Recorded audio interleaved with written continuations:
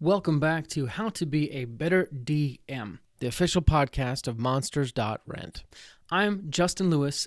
And I'm Tanner Wayland. And we are here to help you tell better stories for yourself and your players as you dungeon master sessions of D&D, Dungeons & Dragons. We'd like to give you some quick announcements. We actually have one before the show, and then after the show, if you want to stick around, we have some more announcements then as well. But first, let's talk about this. Tired of being alone? Are you tired of not having any of your players understand you? Are you tired of never truly belonging? Well, you're in luck. All you need to do is join the Guild. The Guild is a unique and exclusive experience that is only open to Dungeon Masters. It is a full community focused on helping ease your DMing burdens. Want to meet other DMs? Join the Guild. Want to discuss your homebrew ideas with people who would appreciate it instead of just telling your cat? Join the Guild. Want to find a place where all your wildest dreams will come true? Join the Guild. Go to monsters.rent/guild and sign up today for free. Wait, that can't be right. Chuck, can you check this again? Is this supposed to be... What? Oh, they're serious? It's free? Oh, okay. All right. Yes, go to monsters.rent/guild and sign up today for free, even though they are crazy for giving this away for free. Common side effects may include burping, sneezing, laughing, breathing, hearing, listening, tasting, farting, critting, sarcasm, and in extreme cases, explosive diarrhea. Awesome. With that out of the way, we can get into today's show. You fall to one knee. The large orc in front of you grips his battle axe firmly in his hands and lets out a mocking grunt. Blood drips down the blade and onto the ground. Your blood.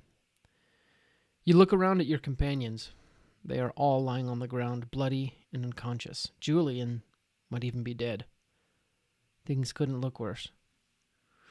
Puny wizard, drinking your blood will be a great pleasure, the orc says through his tusked maw.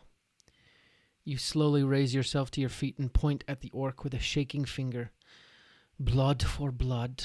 This death was brought to pass by your actions, feral one. The orc begins to laugh. Then he charges you. You reach inside your tunic and pull out a simple wand of cherry wood. You point it at the orc and whisper, Infiern. Immediately, a brilliant ball of fire is launched from the wand's tip, expanding to engulf the entire orc in flames. Unfortunately, you are also a bit too close to the flames and find yourself flung off your feet as the ball of fire explodes on impact with the goblinoid. You open your eyes to see everything on fire, even you, but you can't seem to move. What would you like to do? Welcome back to How to Be a Better DM. I'm your host, Justin Lewis, and together, you and I will learn how to craft better stories as we DM sessions of Dungeons & Dragons 5e.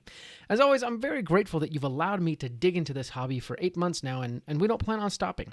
You guys have been stellar in showing us what you like and what you don't, so we're going to do everything we can to gratify your desires as far as content goes. If there's one thing that a lot of people struggle with, though, it's describing content. And honestly, it can be hard for any DM to make round after round after round after round after round of combat sound interesting. You know, there's a spectrum, though, and it goes from very boring combat to perhaps too graphic and maybe too violent. So, how do you describe D&D combat in the best way? Well, this is how, in my humble opinion. Number one, highlights. D&D is not a movie. As much as we treat it like a movie, even going to the point of using screen wipes, as happens in tabletop games like Star Wars, it's not a movie. In movies, you can show every single moment of action because in reality, it only takes a couple seconds. When you use words to describe every single action, though, in combat, it takes much longer. That's because two things can happen simultaneously in real life, but you can only say one word at a time. So, with your combat, describe the highlights. Briefly describe the effect of an attack that does damage. Don't go deep into, you swing and miss, and they swing and miss, and back and forth, and finally someone scores a hit. That's way too much. Instead, you can even just give the damage and save the juicy descriptions for large amounts of damage or the end. Number 2, realistic combat. If you're fighting someone who is proficient with a weapon and you don't kill them in the first hit, then that means that most of your hits did not sever limbs or slash deep gouges. Sometimes you just need to be realistic in the way that you describe things. In fact, just because you do damage mechanically doesn't mean that you even have to necessarily do damage in your narrative. Say a barbarian does 12 points of damage of slashing damage with their battle axe. You could describe that as the axe cutting deep into the enemy's armor, slowly deteriorating its integrity, allowing for an opening that becomes pivotal when a crucial opportunity presents itself.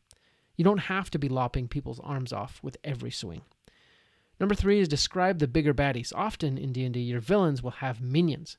If in the same combat encounter you have a multitude of minions, then don't waste too much extra breath on the mini baddies when you can describe the big baddies in much better detail. You don't have to explain that the skeleton chopped when you can spend much more time describing what the lich did. No one cares about the skeleton for the most part. Number 4, follow the flow of combat. Combat is a story, just like any other part of D&D. It has crescendos and decrescendos. The more combat seems to be difficult, the more you should indulge in describing the combat to enhance the tension. If a player is sustaining many serious wounds, then you should describe that. If the players are decimating foes left and right, then you don't need to really go into too much detail. Number 5, narrate evenly for everyone. Though it might be more fun to describe how the wizard pulls out his wand of fireball and unleashes hell than it is to say that the rogue takes a shot on their crossbow.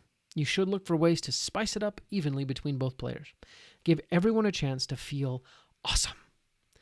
Number 6, learn specific verbs, adverbs, and adjectives. Verbs are what someone does, adverb is how they do it, and adjective describes the effect on the subject of their verb. Here's a small table, in fact, with some words every DM should just be able to use. So, for example, verbs: slash, smash, slice, parry, stab, cut, bludgeon, char, blacken, impale. Adverb: noiselessly, quickly, loudly, painfully, wearily, strongly, confidently, weakly, deathly, hopefully. Adjective: bloody, bruised, cold, tired, exhausted, shaking, sweaty, tousled, disheveled, grim. It's not a full list of words to use, but you should get these to help your brain start thinking about different words. And number 7 is simple formula. It's okay to use a one-sentence formula as well. For example, you, adverb, verb, your enemy with your adjective, weapon. This could look like, you weakly char your orcish foe with your fiery wand of fireballs. In action, let's say your player rolls a 15 to hit and it hits. They roll 10 points of damage.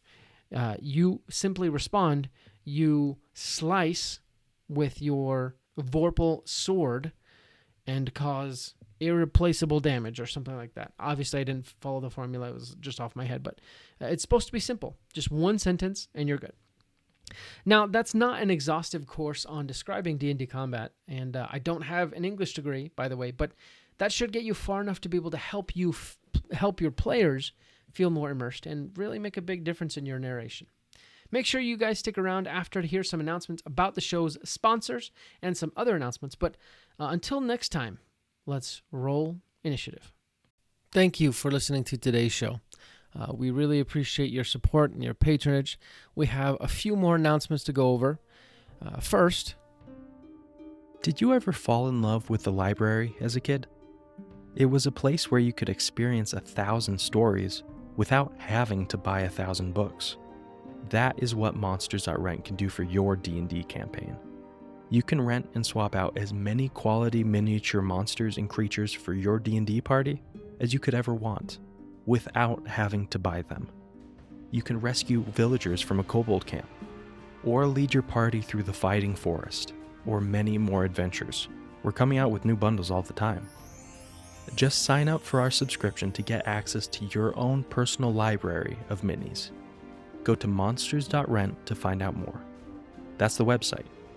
Monsters, with an S, .rent.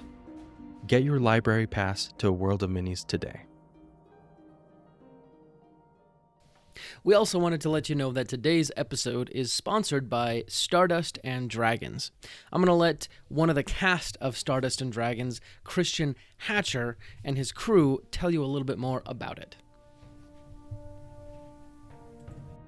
This August, a new adventure podcast is coming to a platform near you, filled with action, You one of the two of them. We can't keep taking hits like that. drama, Everything that she's been doing, everything she's going to do, finally sets in. and stardust. Help! Help! Someone, please! Find out more about this epic odyssey at stardustanddragons.com, where adventure awaits in the stars. That's all the announcements we have today. Again, thank you so much for everything you do for us. You make this show possible. Like we said before, we'll be back next week with another great episode, and until then, let's go ahead and roll initiative.